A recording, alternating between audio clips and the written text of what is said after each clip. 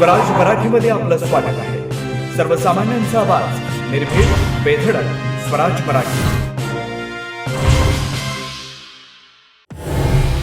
संतोष देशमुख हत्या प्रकरणावरून फडणवीसांची तंबी. यापुढे असे प्रकार खपवून घेतले जाणार नसल्याचं बीडच्या आष्टीमध्ये वक्तव्य. बीडचा गौरवशाली इतिहास पुढे नेण्याचंही आवाहन.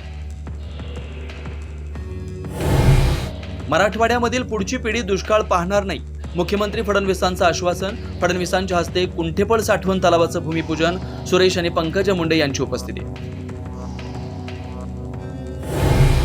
काही ठराविक राजकारण्यांनी गुंडगिरीला पाठबळ दिल्यानं बीडची बदनामी. देवेंद्र फडणवीस यांच्यासमोर सुरेश धस यांचं वक्तव्य.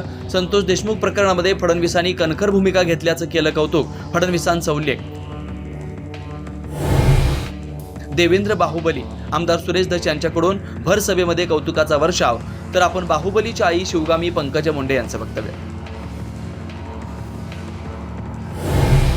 महाराजांबद्दल वादग्रस्त वक्तव्य करणारे अभिनेता राहुल सोलापूरकर. औरंगजेबाच्या औलाद तर सोलापूरकर वरती देशद्रोहाचा गुन्हा दाखल करा आणि अशा प्रवृत्तीच्या लोकांना वेळीच ठेचा.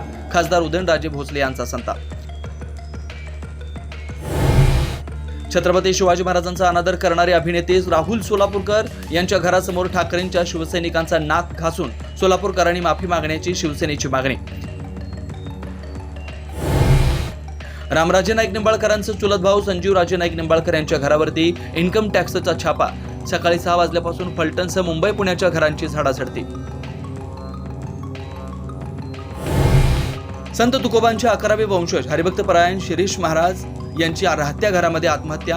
आर्थिक विवंचनेमधून टोकाचं पाऊल उचलल्याचं सुसाईड नोटमध्ये नमूद. दिल्ली विधानसभेसाठी दुपारी 3 वाजेपर्यंत 46.5% मतदान. राष्ट्रपती द्रौपदी मुर्मू, विरोधी पक्षनेते राहुल गांधी, सोनिया गांधी यांच्यासह केजरीवाल यांनीही बजावला मतदानाचा हक्क.